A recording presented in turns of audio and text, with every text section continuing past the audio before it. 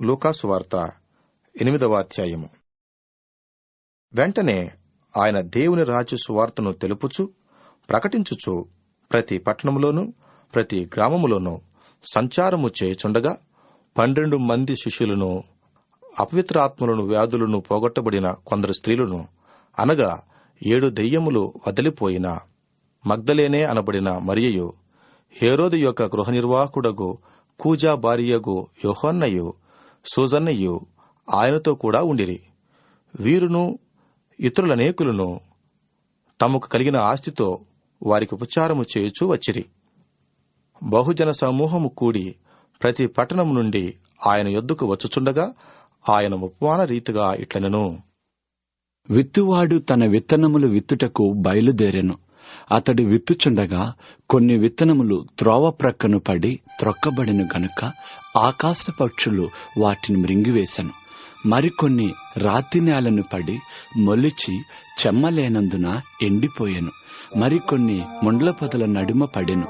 ముండ్ల పొదలు వాటితో మొలిచి వాటిని అణచివేశను.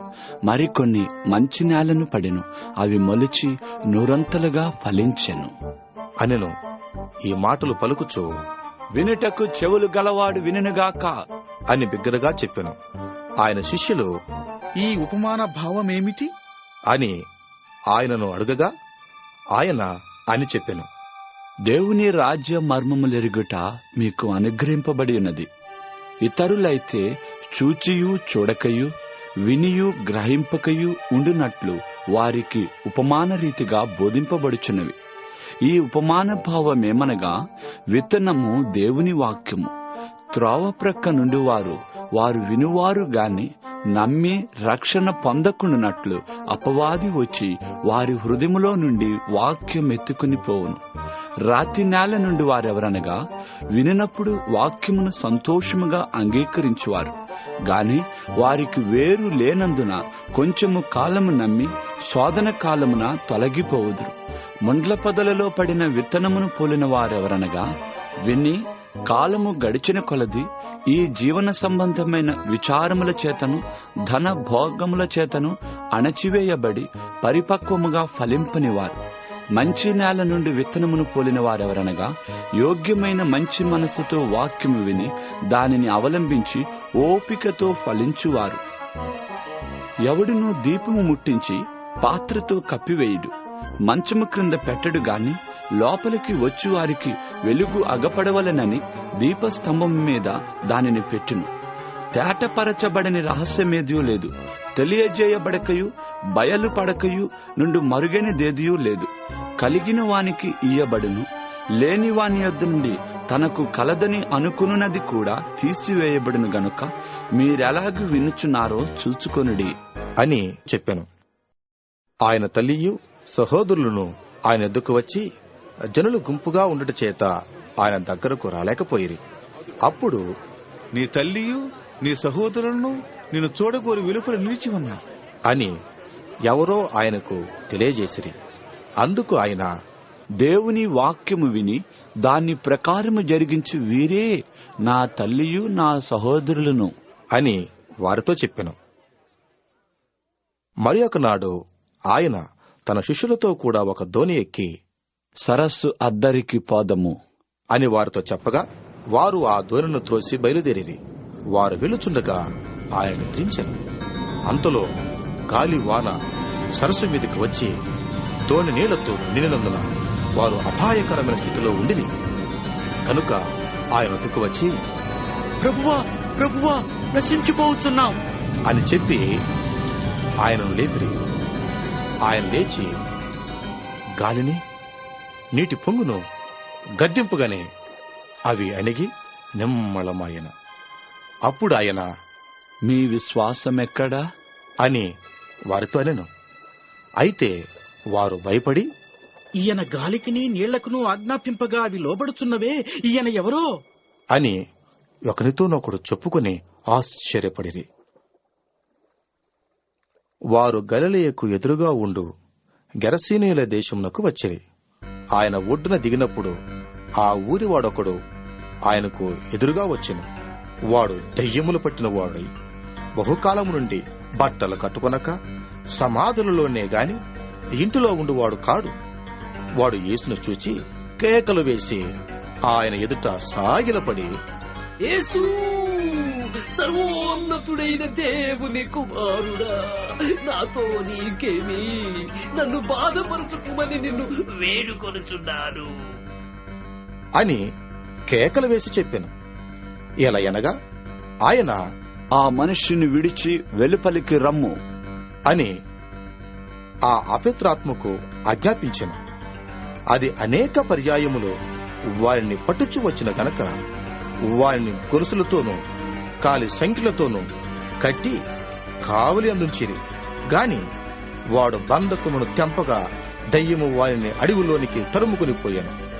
యేసు నీ పేరేమి అని వారిని అడుగగా చాలా దయ్యములు వానిలో చొచ్చి ఉండెను గనక వాడు తన పేరు సేన అని చెప్పి పాతాళములోనికి పోవుటకు తమకు ఆజ్ఞాపింపవద్దని ఆయన వేడుకునేను.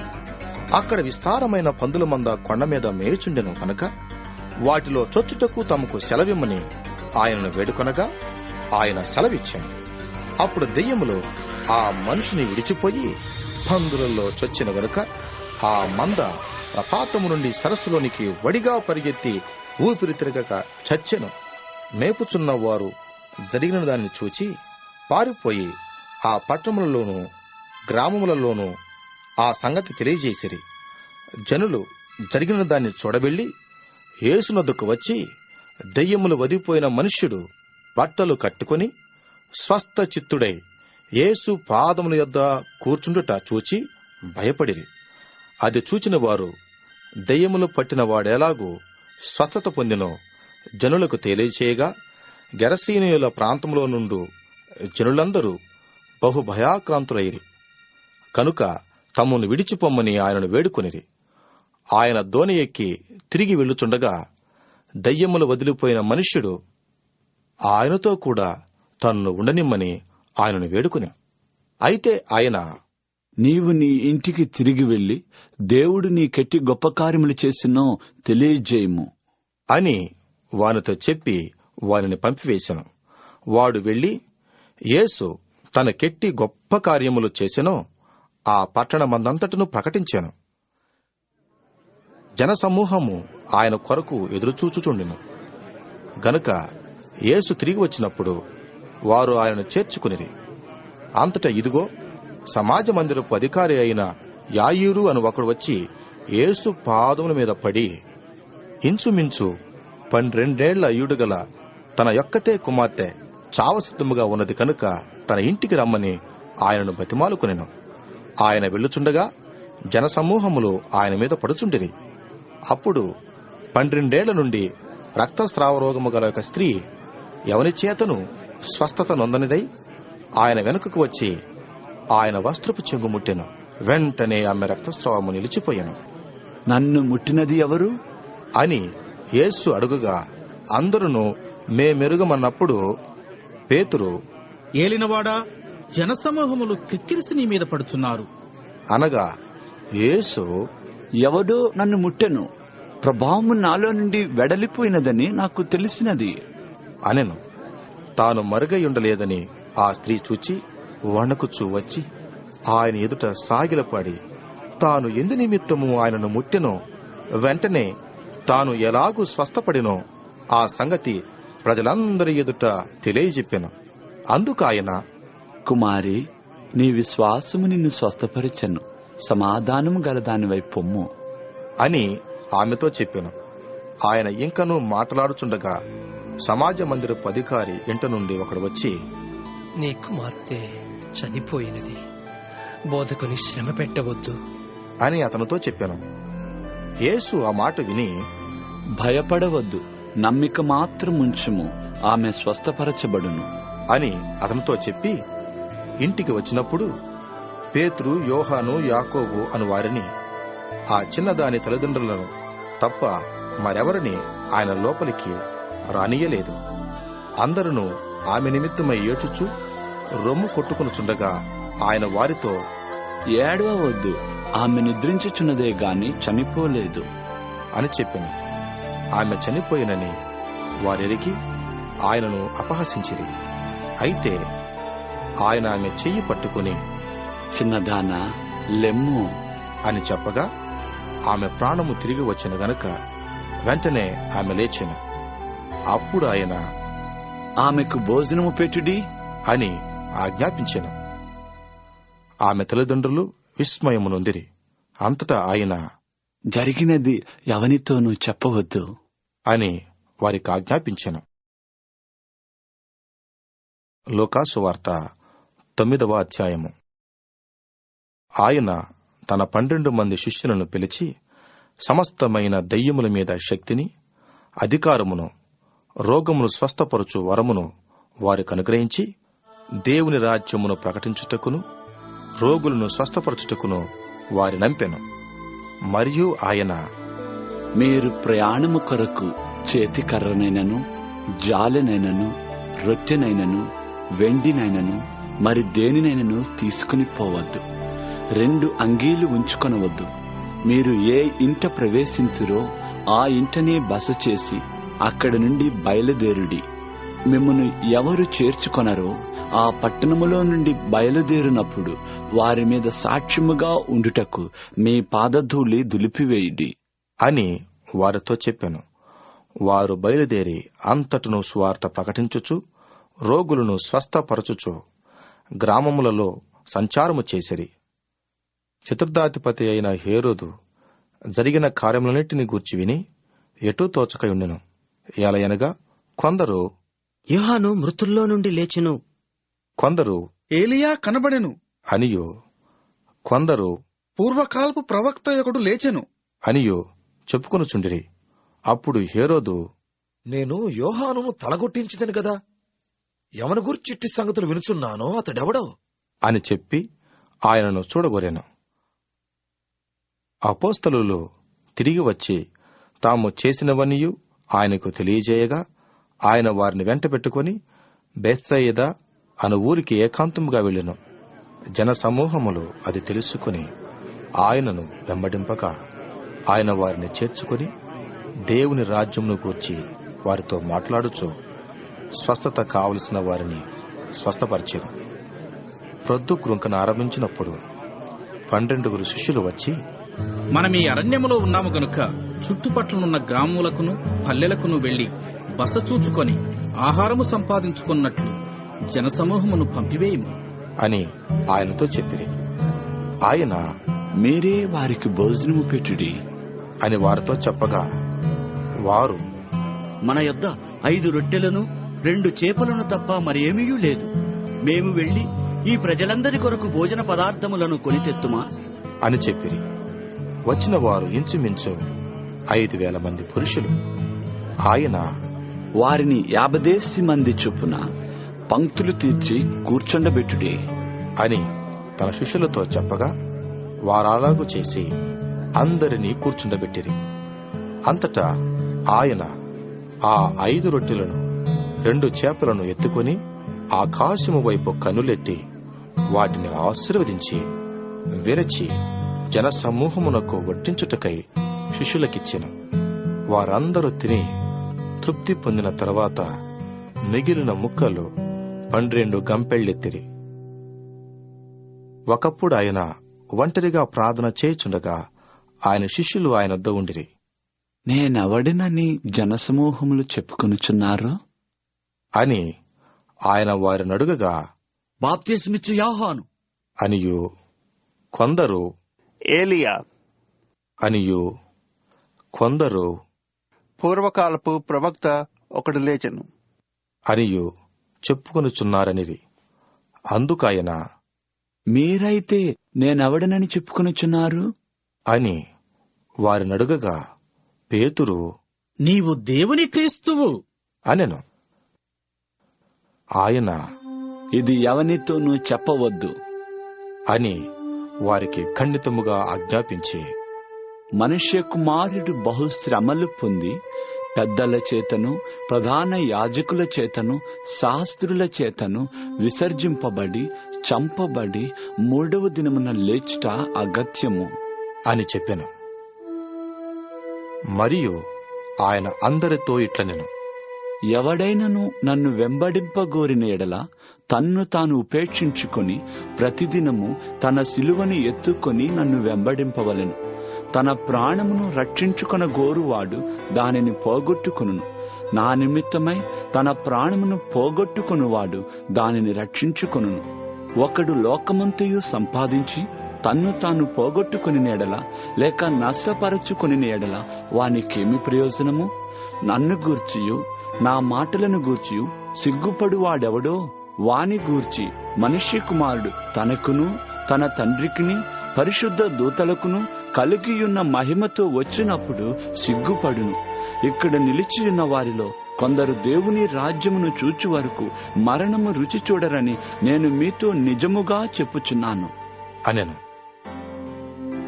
ఈ మాటలు చెప్పినది మొదలుకొని రమారమి 8 దినములైన తర్వాత ఆయన పేతురును, యోహానును, యాకోబును వెంటబెట్టుకుని ప్రార్థన చేయుటకు ఒక కొండ ఎక్కెను.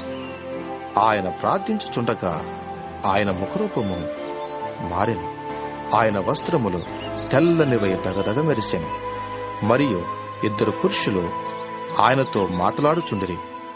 వారు మోషే, ఏలియా అనువారు. వారు మహిమతో అగుపడి ఆయన యెరూషలేములో నెరవేర్చబోవు నిర్గమమును గూర్చి మాట్లాడుచుండిరి. పేతురును అతనితో కూడా ఉన్నవారును నిద్రమత్తుగా ఉండిరి. వారు మేలుకున్నప్పుడు ఆయన మహిమను ఆయనతో కూడా నిలిచియున్న 2 పురుషులను చూచిరి. ఆ 2 పురుషులు ఆయన యొద్ద నుండి వెళ్లిపోవచ్చుండగా పేతురు యేసుతో, ఏలినవాడా, మనమిక్కడ ఉండుట మంచిది. నీకు ఒకటియు, మోషేకు ఒకటియు, ఏలియాకు ఒకటియు 3 పర్ణశాలలు మేము కట్టుదుము అని తాను చెప్పినది తానెరుగకయే చెప్పెను. అతడిలాగు మాట్లాడుచుండగా మేఘం ఒకటి వచ్చి వారిని కమ్మెను. వారు ఆ మేఘములో ప్రవేశించినప్పుడు శిష్యులు భయపడిరి.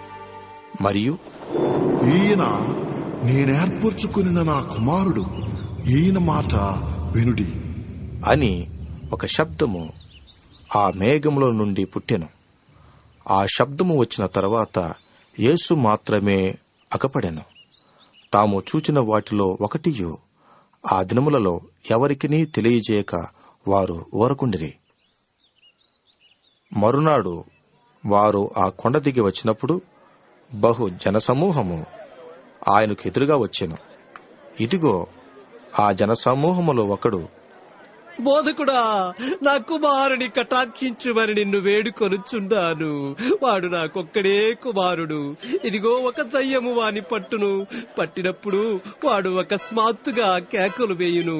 నురుగు కారునట్లు అది వారిని విలవిలలాడించుచు గాయపరుచుచు వారిని వదలకుండును. దానిని వెళ్ళగొట్టుడని నీ శిష్యులను వేడుకొంటిని, కాని వారి చేత కాలేదు అని మొర్రపెట్టుకునేను. అందుకు యేసు, విశ్వాసము లేని మూర్ఖతరము వార్లారా, నేనెంతకాలం మీతో కూడా ఉండి మిమ్మల్ని సహించును? నీ కుమారుని ఇక్కడికి తీసుకుని రమ్ము అని చెప్పెను. వాడు వచ్చుచుండగా ఆ దయ్యము వారిని ప్రణదోసి విలవిలలాడించెను. యేసు ఆ అపవిత్రాత్మను గద్దించి బాలుని స్వస్థపరిచి వాని తండ్రికి అప్పగించెను. కనుక అందరూ దేవుని మహాత్మ్యమును చూచి ఆశ్చర్యపడిరి. ఆయన చేసిన కార్యములన్నింటిని చూచి అందరూ ఆశ్చర్యపడుచుండగా ఆయన, ఈ మాటలు మీ చెవులలో నాటనీయుడి. మనుష్య కుమారుడు మనుషుల చేతికి అప్పగింపబడబోచున్నాడు అని తన శిష్యులతో చెప్పెను. అయితే వారా మాట గ్రహింపకుండునట్లు అది వారికి మరుగు చేయబడెను గనుక వారు దానిని తెలుసుకొనలేదు. మరియు ఆ మాటను గూర్చి వారు ఆయనను అడుగా విరచిరి.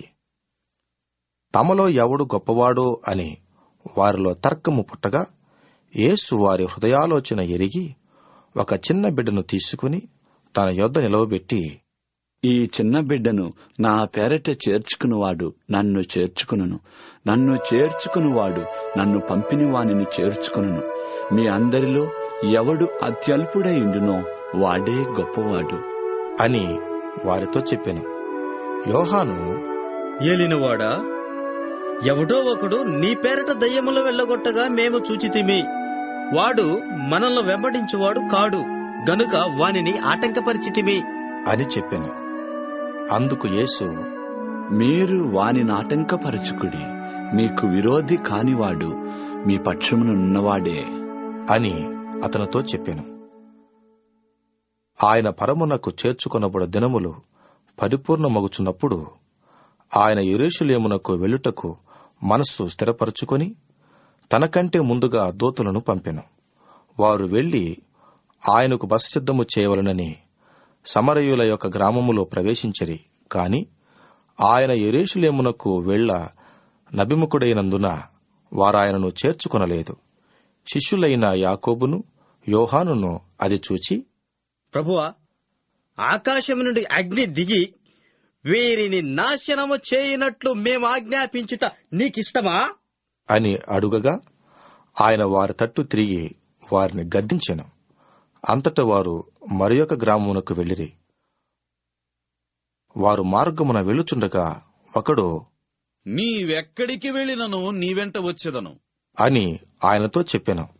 అందుకు యేసు, నక్కలకు బొరియలను ఆకాశ పక్షులకు నివాసములను కలవు గాని మనుష్య కుమారునికి తలవాల్చుకొనుటకైనను స్థలము లేదు అని అతనితో చెప్పెను. ఆయన మరియొకనితో, నా వెంట రమ్ము అని చెప్పెను. అతడు, నేను వెళ్లి మొదట నా తండ్రిని పాతిపెట్టి వచ్చుటకు సెలవిమ్ము అని మనవి చేశాను. అందుకు ఆయన, మృతులు తమ మృతులను పాతిపెట్టుకొననిమ్ము, నీవు వెళ్లి దేవుని రాజ్యమును ప్రకటించుము అని వానితో చెప్పెను.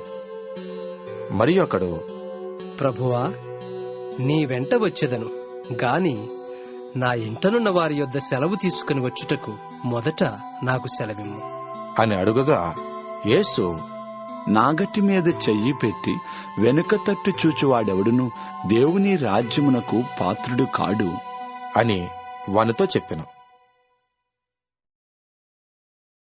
లూకాసు వార్త 10వ అధ్యాయము. అటు తర్వాత ప్రభువు 70 మంది ఇతరులను నియమించి తాను వెళ్లబోవు ప్రతి ఊరికిని ప్రతి చోటికిని తనకంటే ముందు ఇద్దరిద్దరినిగా పంపెను. పంపినప్పుడు ఆయన వారితో ఇట్లనెను, కోత విస్తారముగా ఉన్నది గాని పనివారు కొద్దిమందియే. కాబట్టి కోత యజమానుని తన కోతకు పనివారిని పంప వేడుకొనిడి. మీరు వెళ్ళుడి, ఇదిగో తోడేళ్ల మధ్యకు గొర్రెపిల్లలను పంపినట్టు నేను మిమ్మను పంపుచున్నాను.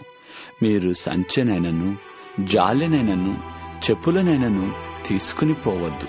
త్రోవలో ఎవరినైనను కుశల ప్రశ్నలు అడగవద్దు. మీరు ఏ ఇంటనైనను ప్రవేశించినప్పుడు ఈ ఇంటికి సమాధానమగుగాక అని మొదట చెప్పుడి. సమాధాన పాత్రుడు అక్కడ నుండిన ఎడల మీ సమాధానము అతని మీద నిలుచును, లేని ఎడల అది మీకు తిరిగి వచ్చును. వారు మీకిచ్చు పదార్థములను తినుచు త్రాగుచు ఆ ఇంటిలోనే ఇండుడి. పనివాడు తన జీతమునకు పాత్రుడు. ఇంటింటికి తిరగవద్దు. మరియు మీరు ఏ పట్టణములోనైనా ప్రవేశించినప్పుడు వారు మిమ్మను చేర్చుకుంటే మీ ముందర పెట్టినవి తినుడి. అందులోనున్న రోగులను స్వస్థపరచుడి. దేవుని రాజ్యము మీ దగ్గరికి వచ్చి ఉన్నదని వారితో చెప్పుడి. మీరు ఏ పట్టణములోనైనా ప్రవేశించినప్పుడు వారు మిమ్మను చేర్చుకొనకపోయిన ఎడల మీరు దాని వీధులలోనికి పోయి మా పాదములకు అంటిన మీ పట్టణపు ధూళిని కూడా మీ ఎదుటనే దులిపివేయుచున్నాము, ఆయనను దేవుని రాజ్యము సమీపించినది అని తెలుసుకొనిడని చెప్పుడి. ఆ పట్టణపు గతి కంటే సొదొమ పట్టణపు గతి ఆ దినమున ఓర్వ తగినదైండునని మీతో చెప్పుచున్నాను. అయ్యో కొరాజీనా, అయ్యో బేత్సాయిదా, మీ మధ్య చేయబడిన అద్భుతములు తూరు సీదోను పట్టణములలో చేయబడిన ఎడల ఆ పట్టణముల వారు పూర్వమే గోనెబట్ట కట్టుకుని బూడిద వేసుకుని కూర్చుండి మారు మనస్సు పొంది ఇందురు. అయినను విమర్శకాలమునందు మీ గతి కంటే తూరు సీదోను పట్టణముల వారి గతి ఓర్వదగినదైండును. ఓ కపెర్నహూమా, ఆకాశము మట్టుకు హెచ్చింపబడిదవా? నీవు పాతాళము వరకు దిగిపోయిదవు. మీ మాట వినువాడు నా మాట వినును, మిమ్మును నిరాకరించువాడు నన్ను నిరాకరించును. నన్ను నిరాకరించువాడు నన్ను పంపిన వానిని నిరాకరించును అనెను. ఆ 70 మంది శిష్యులు సంతోషముతో తిరిగి వచ్చి, ప్రభువా, దెయ్యములు కూడా నీ నామం వలన మాకు లోబడుచున్నవి అని చెప్పగా ఆయన, సాతాను మెరుపు వలె ఆకాశము నుండి పడుట చూచి తిని, ఇదిగో పాములను తేళ్లను త్రొక్కుటకును శత్రువు బలమంతటి మీదను మీకు అధికారము అనుగ్రహించినాను. ఏదియు మీకంత మాత్రమును హాని చేయదు. ఆయనను దయ్యములు మీకు లోబడుచున్నవని సంతోషింపక మీ పేరులు పరలోకమందు వ్రాయబడి ఉన్నవని సంతోషించుడి అని వారితో చెప్పెను.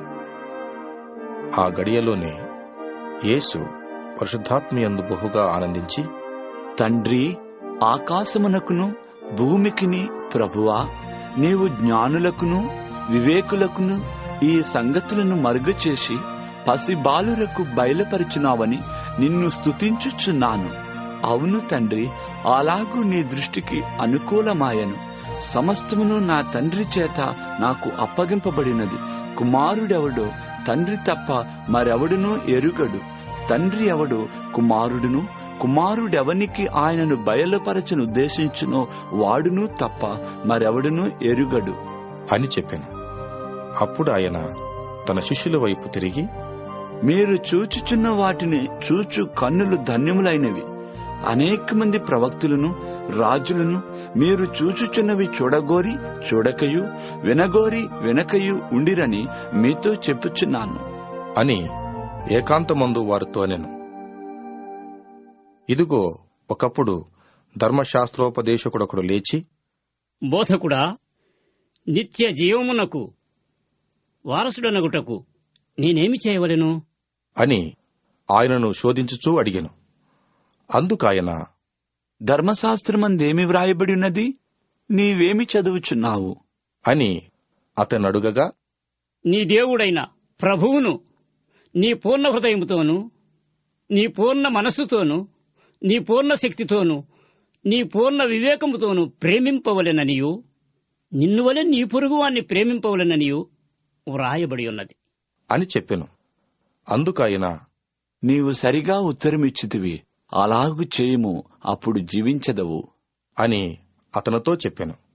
అయితే తాను నీతిమంతుడైనట్టు కనబరుచుకొనగోరి అతడు, అవునుగాని నా పొరుగువాడెవడు అని యేసునడిగాను.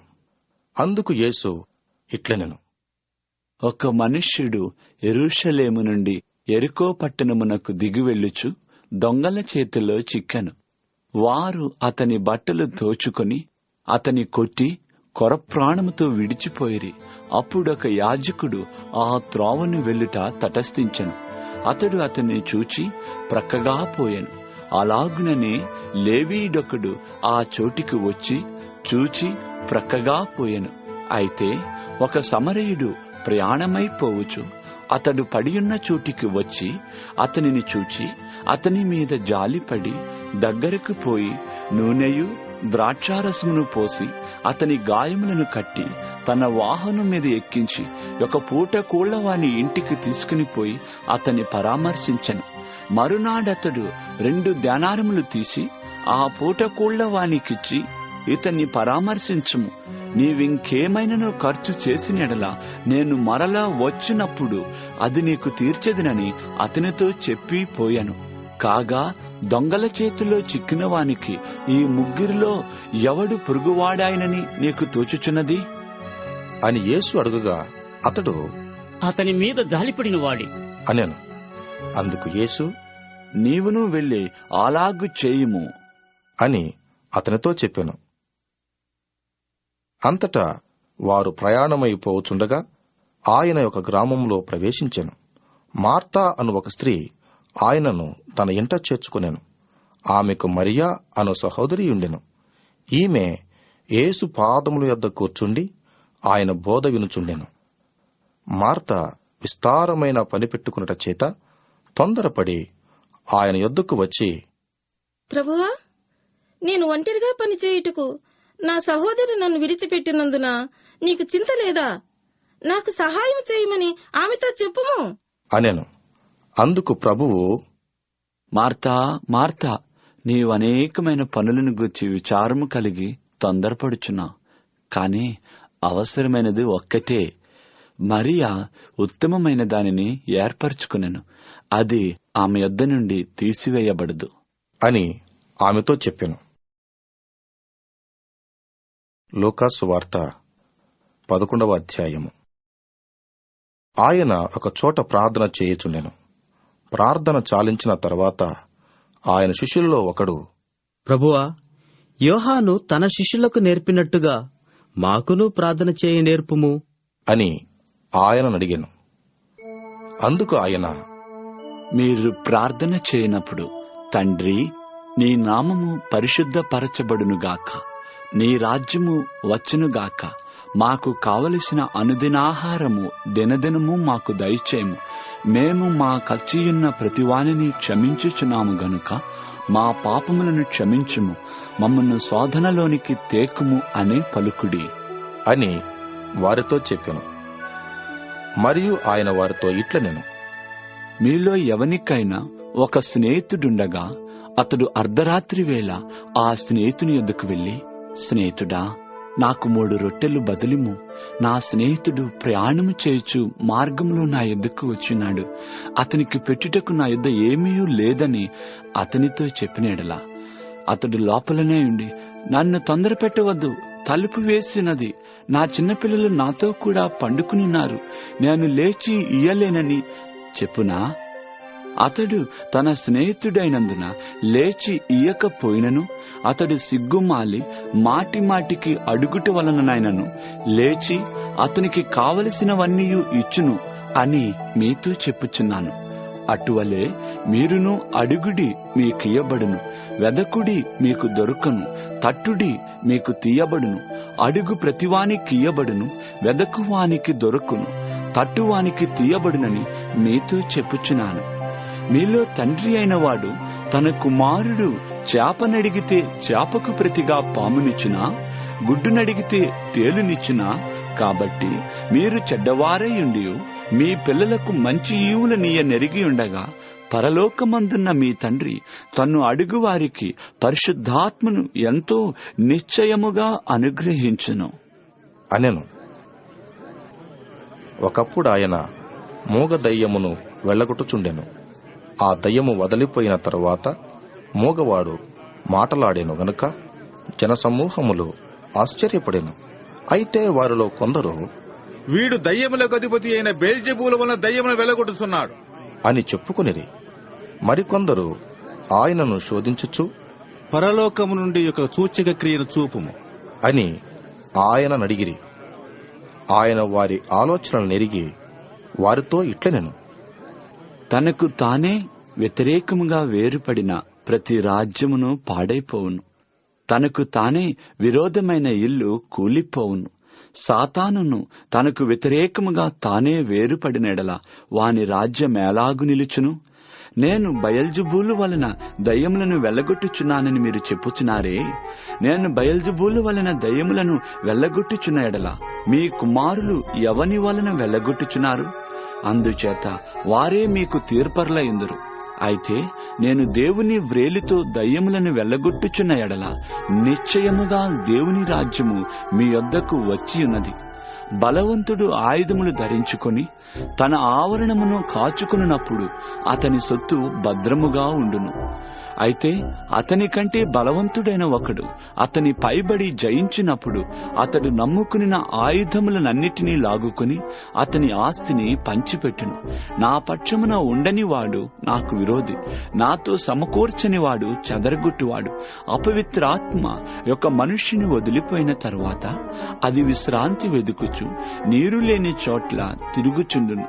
విశ్రాంతి దొరకనందున నేను విడిచి వచ్చిన నా ఇంటికి తిరిగి వెళ్ళెదును అనుకుని వచ్చి ఆ ఇల్లు ఊడ్చి అమర్చి ఇండుట చూచి వెళ్లి తనకంటే చెడ్డవైన మరి 7 అపవిత్ర ఆత్మలను వెంటబెట్టుకుని వచ్చును. అవి అందులో ప్రవేశించి అక్కడనే కాపురముండును. అందుచేత ఆ మనిషిని కడపటి స్థితి మొదటి దానికంటే చెడ్డదగును అని చెప్పాను. ఆయన ఈ మాటలు చెప్పుచుండగా ఆ సమూహములోనున్న ఒక స్త్రీ ఆయనను చూచి నిన్ను మోసిన గర్భమును నీవు కుడిచిన స్తనములను ధన్యములైనవి అని కేకలు వేసి చెప్పగా ఆయన, అవును గాని దేవుని వాక్యము విని దానిని గైకొను వారు మరీ ధన్యులు అని చెప్పెను.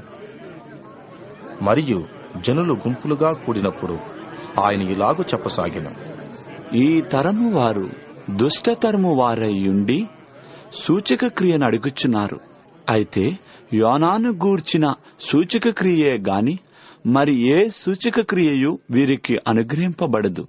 యోన నీనెవె పట్టణస్థులకు ఎలాగు సూచనగా ఉండెనో అలాగే మనుష్య కుమారుడును ఈ తరము వారికి సూచనగా ఉండును. దక్షిణ దేశపు రాణి విమర్శ కాలమున ఈ తరము వారితో కూడా లేచి వారి మీద నేరస్థాపన చేయును. ఆమె సొలొమోను జ్ఞానము వినుటకు భూమి అంతముల నుండి వచ్చెను. ఇదిగో, సొలొమోను కంటే గొప్పవాడిక్కడ ఉన్నాడు. నీనెవె మనుష్యులు విమర్శ కాలమున ఈ తరము వారితో కూడా నిలువబడి వారి మీద నేరస్థాపన చేయుదురు. వారు యోనా ప్రకటన విని మారు మనస్సు పొందిరి. ఇదిగో, యోనా కంటే గొప్పవాడిక్కడ ఉన్నాడు. ఎవడునూ దీపము వెలిగించి చాటు చోటునైనను కొంచెము క్రిందనైనను పెట్టడు గాని లోపలికి వచ్చి వారికి వెలుగు కనబడుటకు దీపస్తంభం మీదనే పెట్టును. నీ దేహమునకు దీపం నీ కన్నే కనుక నీ కన్ను తేటగా నుంటే నీ దేహమంతయు వెలుగుమయమై ఉండును. అది చెడినదైతే నీ దేహమును చీకటిమయమై ఉండును. కాబట్టి నీలో నుండి వెలుగు చీకటి అయి ఉండకుండా చూచుకొనుము. ఏ భాగమైనను చీకటి కాక నీ దేహమంతయు వెలుగుమయమైతే దీపము తన కాంతి వలన నీకు వెలిగిచ్చినప్పుడు ఎలాగుండునో అలాగు దేహమంతయు వెలుగుమయమై ఉండును అని చెప్పాను. ఆయన మాట్లాడుచుండగా ఒక పరిసయ్యుడు తనతో కూడా భోజనము చేయమని ఆయనను పిలువగా ఆయన లోపలికి వెళ్లి భోజన పంక్తిని కూర్చున్నాను. ఆయన భోజనమునకు ముందుగా స్నానము చేయలేదని ఆ పరిసయ్యుడు చూచి ఆశ్చర్యపడెను. అందుకు ప్రభువు ఇట్లెనను, పరిసయ్యులైన మీరు గిన్నెయు పళ్ళెమును వెలుపల శుద్ధి చేదురు గాని మీ అంతరంగము దోపుతోనూ చెడుతనముతోనూ నిండినది. అవివేకులారా, వెలుపలి భాగమును చేసినవాడు లోపటి భాగమును చేయలేదా? కాగా మీకు కలిగినవి ధర్మము చేయుడి, అప్పుడు మీ కన్నీయు శుద్ధిగా ఉండును. అయ్యో పరిసయ్యులారా, మీరు పుదీనా సదాప మొదలైన ప్రతి కూరలోనూ 10వ వంతు చెల్లించుచున్నారే గాని న్యాయమును దేవుని ప్రేమను విడిచిపెట్టుచున్నారు. వాటిని మానక వీటిని చేయవలసినది. అయ్యో పరిసయ్యులారా, మీరు సమాజ మందిరములలో అగ్రపీఠములను సంత వీధులలో వందనములను కోరుచున్నారు. అయ్యో, మీరు కనబడిని సమాధుల వలె ఉన్నారు. వాటి మీద నడుచు మనుష్యులు అవి సమాధులని ఎరుగరు అనెను. అప్పుడు ధర్మశాస్త్రోపదేశకుడొకడు, బోధకుడా, ఈలాగు చెప్పి మమ్మును కూడా నిందించుచున్నావు అని ఆయనతో చెప్పగా ఆయన, అయ్యో ధర్మశాస్త్రోపదేశకులారా, మోయశక్యము కాని బరువులను మీరు మనుష్యుల మీద మోపుదురు గాని మీరు ఒక వ్రేలుతోనైనను ఆ బరువులను ముట్టరు. అయ్యో, మీ పితరులు చంపిన ప్రవక్తల సమాధులను మీరు కట్టించుచున్నారు. కావున మీరు సాక్షులై మీ పితరుల కార్యములకు సమ్మతించుచున్నారు. వారు ప్రవక్తలను చంపిరి, మీరు వారి సమాధులు కట్టించుదురు. అందుచేత దేవుని జ్ఞానము చెప్పినదేమనగా, నేను వారి యొద్దకు ప్రవక్తలను అపోస్తులను పంపుదును. వారు కొందరిని చంపుదురు, కొందరిని హింసింతురు. కాబట్టి లోకము పుట్టినది మొదలుకొని, అనగా హేబెలు రక్తము మొదలుకొని బలిపీఠమునకును మందిరమునకును మధ్యను నశించిన జకర్యా రక్తము వరకు చిందింపబడిన ప్రవక్తలందరి రక్తము నిమిత్తము ఈ తరము వారు విచారింపబడుదురు. నిశ్చయముగా ఈ తరము వారు ఆ రక్తము నిమిత్తము విచారింపబడుదురని మీతో చెప్పుచున్నాను. అయ్యో ధర్మశాస్త్రోపదేశకులారా, మీరు జ్ఞానమును తాళపు చెవిని ఎత్తుకొని పోతిరి. మీరును లోపల ప్రవేశింపరు, ప్రవేశించు వారిని అడ్డగింతురు అని చెప్పాను. ఆయన అక్కడి నుండి వెళ్ళినప్పుడు శాస్త్రులను పరిసయ్యులను ఆయన మీద నిండా పగబట్టి ఆయన మీద నేరం మోపునని యుండి ఆయన నోట నుండి వచ్చు ఏ మాటనైనను పట్టుకున్నటకు పొంచి వెదకుచూ చాలా సంగతులను గూర్చి ఆయనను మాటలాడింపసాగిరి. లూకాసు వార్త 12వ అధ్యాయము. అంతలో ఒకరినొకడు త్రొక్కుకున్నట్లు వేల కొలది జనులు కూడినప్పుడు ఆయన తన శిష్యులతో మొదట ఇట్లని చెప్పసాగాను. పరిసయ్యుల వేషధారణ అను పులిసిన పిండిని గూర్చి జాగ్రత్తపడుడి. మరుగైన దేదియు బయలుపరచబడకపోదు, రహస్యమైన దేదియు తెలియబడకపోదు. అందుచేత మీరు చీకటిలో మాట్లాడుకున్నవి వెలుగులో వినబడును, మీరు గదులయందు చెవిలో చెప్పుకొనున్నది మిద్దెల మీద చాటింపబడును. నా స్నేహితులైన మీతో నేను చెప్పినదేమనగా, దేహమును చంపిన తరువాత మరేమీయూ చేయనేరని వారికి భయపడకుడి. ఎవనికి మీరు భయపడవలనో మీకు తెలియజేయుదును. చంపిన తరువాత నరకములో పడద్రోయ శక్తిగల వానికి భయపడుడి. ఆయనకే భయపడుడని మీతో చెప్పుచున్నాను. 5 పిచ్చుకలు 2 కాసులకు అమ్మబడును గదా, అయినను వాటిలో ఒకటైనను దేవుని ఎదుట మరువబడదు. మీ తల వెంట్రుకలన్నీ లెక్కింపబడి ఉన్నవి. భయపడకుడి, మీరు అనేకమైన పిచ్చుకల కంటే శ్రేష్ఠులు కారా? మరియు నేను మీతో చెప్పినదేమనగా, నన్ను మనుష్యులెదుట ఒప్పుకొను వాడెవడో మనుష్య కుమారుడు దేవుని దూతలెదుట వానిని ఒప్పుకొనును. మనుష్యులెదుట నన్ను ఎరుగనని వానిని నేనును ఎరుగనని దేవుని దూతలెదుట చెప్పుదును. మనుష్య కుమారుని మీద వ్యతిరేకముగా ఒక మాట పలుకువానికి పాప క్షమాపణ కలుగును గాని పరిశుద్ధాత్మను దూషించువానికి క్షమాపణ లేదు. వారు సమాజ మందిరముల పెద్దల యొద్దకును అధిపతుల యొద్దకును అధికారుల యొద్దకును మిమ్మల్ని తీసుకుని పోవునప్పుడు మీరు ఎలాగూ ఏమి ఉత్తరమిచ్చుదమా ఏమి మాట్లాడుదుమా అని చింతింపకుడి. మీరేమి చెప్పవలసినదియు పరిశుద్ధాత్మ ఆ గడిలోనే మీకు నేర్పును అనెను. ఆ జన సమూహములో ఒకడు, బోధకుడా, పిత్రార్జితములో నాకు పాలు పెంచిపెట్టవలని నా సహోదరునితో చెప్పుము అని ఆయన నడుగగా, ఆయన, ఓయి, మీ మీద తీర్పర్నిగానైనను పంచిపెట్టువానిగానైనను నన్నెవడు నియమించెను అని అతనితో చెప్పెను. మరియు ఆయన వారితో, మీరు ఏ విధమైన లోభమునకు ఎడమియక జాగ్రత్తపడుడి. ఒకని కలిమి విస్తరించుట వాని జీవమునకు మూలము కాదు అనెను. మరియు ఆయన వారితో ఈ ఉపమానము చెప్పెను. ఒక ధనవంతుని భూమి సమృద్ధిగా పండెను.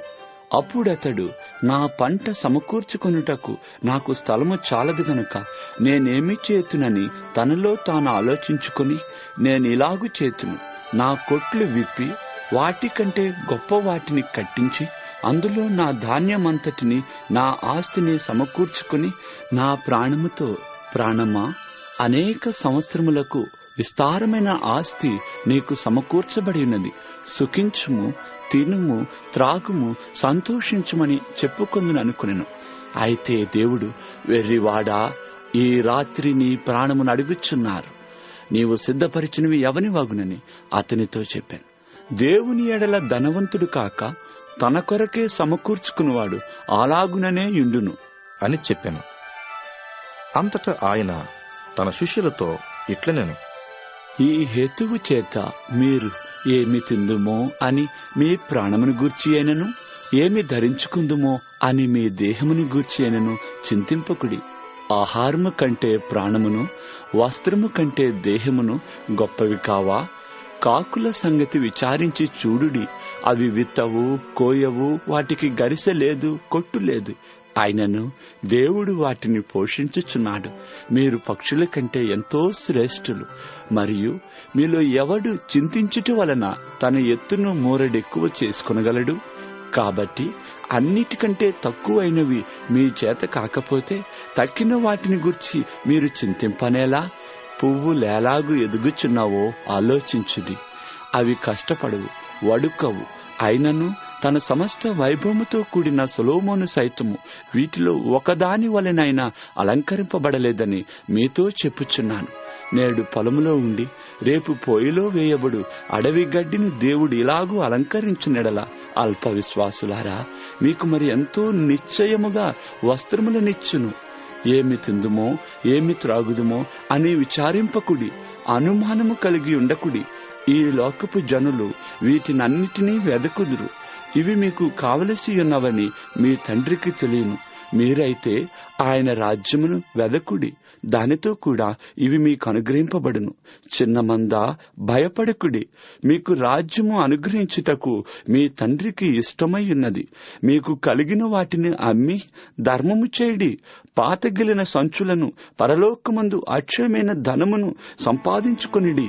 అక్కడికి దొంగరాడు, చిమ్మెట కొట్టదు. మీ ధనం ఎక్కడ ఉండునో అక్కడనే మీ హృదయము ఉండును. మీ నడుములు కట్టుకుని మీ దీపములు వెలుగుచున్ననీడి. తమ ప్రభువు పెండ్లి విందు నుండి వచ్చి తట్టగానే అతనికి తలుపు తీయుటకు అతడెప్పుడు వచ్చునో అని అతని కొరకు ఎదురుచూచు మనుషుల వలె ఉండుడి. ప్రభువు వచ్చి ఏ దాసులు మెలకువగా ఉండుట కనుగొనునో ఆ దాసులు ధన్యులు. అతడు నడుము కట్టుకుని వారిని భోజన పంక్తిని కూర్చుండబెట్టి తానే వచ్చి వారికి ఉపచారము చేయనని మీతో నిశ్చయముగా చెప్పుచున్నాను. మరియు అతడు 2వ జామున వచ్చినను 3వ జామున వచ్చినను ఏ దాసులు మెలకువగా ఉండుట కనుగొనునో ఆ దాసులు ధన్యులు. దొంగ ఏ గడియను వచ్చునో ఇంటి యజమానునికి తెలిసినడలా అతడు మెలకువగా ఉండి తన ఇంటికి కన్నము వేయనీయడని తెలుసుకునిడి. మీరు అనుకొనని గడియలో మనిషి కుమారుడు వచ్చును గనుక మీరును సిద్ధముగా ఉండుడి అని చెప్పాను. అప్పుడు పేతురు, ప్రభువా, ఈ ఉపమానము మాతోనే చెప్పుచున్నావా, అందరితోనూ చెప్పుచున్నావా అని ఆయన నడుగగా, ప్రభు ఇట్లనెను, తగిన కాలమున ప్రతివానికి ఆహారము పెట్టుటకు యజమానుడు తన ఇంటి వారి మీద నియమించునట్టి నమ్మకమైన బుద్ధిగల గృహ నిర్వాహకుడెవడు? ఎవని ప్రభువు వచ్చి వాడు అలాగు చేయుచుండుట కనుగొనునో ఆ దాసుడు ధన్యుడు. అతడు తనకు కలిగిన దాని అంతటి మీద వాని ఉంచునని మీతో నిజముగా చెప్పుచున్నాను. అయితే ఆ దాసుడు నా యజమానుడు వచ్చుట కాలస్యము చేయుచున్నాడని తన మనస్సులో అనుకొని దాసులను దాసీలను కొట్టి తిని త్రాగి మత్తుగా ఉండసాగితే వాడు కనిపెట్టని దినములోను ఎరుగని గడియలోను ఆ దాసుని యజమానుడు వచ్చి వాని నరికించి అపనమ్మకస్తులతో వానికి పాలు నియమించును. తన యజమానుని చిత్తం ఎరిగియుండియు సిద్ధపడక అతని చిత్తము చొప్పున జరిగింపక ఉండు దాసునికి అనేకమైన దెబ్బలు తగులును. అయితే తెలియక దెబ్బలకు తగిన పనులు చేసిన వానికి కొద్ది దెబ్బలే తగులును. ఎవనికి ఎక్కువగా ఇయ్యబడెనో వాని యొద్ద ఎక్కువగా తీయజూతురు. మనుషులు ఎవనికి ఎక్కువగా అప్పగింతురో వాని యొద్ద ఎక్కువగా అడుగుదురు. నేను భూమి మీద అగ్ని వేయవచ్చుతిని, అది ఇదివరకే రగులుకొని మండవలనని ఎంతో కోరుచున్నాను. అయితే నేను పొందవలసిన బాప్తిస్మమున్నది, అది నెరవేరు వరకు నేనెంతో ఇబ్బంది పడుచున్నాను. నేను భూమి మీద సమాధానము కలుగజేయవచ్చునని మీరు తలంచుచున్నారా? కాదు, భేదమునే కలుగజేయవచ్చునని మీతో చెప్పుచున్నాను. ఇప్పటి నుండి ఒక ఇంటిలో 5 వేరుపడి 2 విరోధముగా 3, 3 విరోధముగా 2 ఉందురు. తండ్రి కుమారునికిని, కుమారుడు తండ్రికిని, తల్లి కుమార్తెకును, కుమార్తె తల్లికిని, అత్త కోడలికిని, కోడలు అత్తకును విరోధులుగా ఉందురు అని చెప్పాను. మరియు ఆయన జనసమూహములతో ఇట్లనెను, మీరు పడమట నుండి మబ్బు పైకి వచ్చుట చూచినప్పుడు వాన వచ్చుచున్నదని వెంటనే చెప్పుదురు, అలాగే జరుగును. దక్షిణపు గాలి విసరుట చూచినప్పుడు వడగాలి కొట్టునని చెప్పుదురు, అలాగే జరుగును. వేషధారులారా, మీరు భూమి ఆకాశముల వైఖరి గుర్తింపనెరుగుదురు. ఈ కాలమును మీరు గుర్తింపనెరుగరాలా? ఏది న్యాయమో మీ అంతట మీరు విమర్శింపరేలా? వాదించువానితో కూడా అధికారి యొద్దకు నీవు వెళ్ళుచుండగా అతని చేతి నుండి తప్పించుకొనుటకు త్రావలోనే ప్రయత్నం చేయము. లేదా అతడొకవేళ నిన్ను న్యాయాధిపతి యొద్దకు ఈడ్చుకొని పోవును. న్యాయాధిపతి నిన్ను బంట్రోతునకు అప్పగించును. బంట్రోతు నిన్ను చెరసాలలో వేయును. నీవు కడపటి కాసు చెల్లించు వరకు వెలుపలికి రానే రావని నీతో చెప్పుచున్నాను అనెను.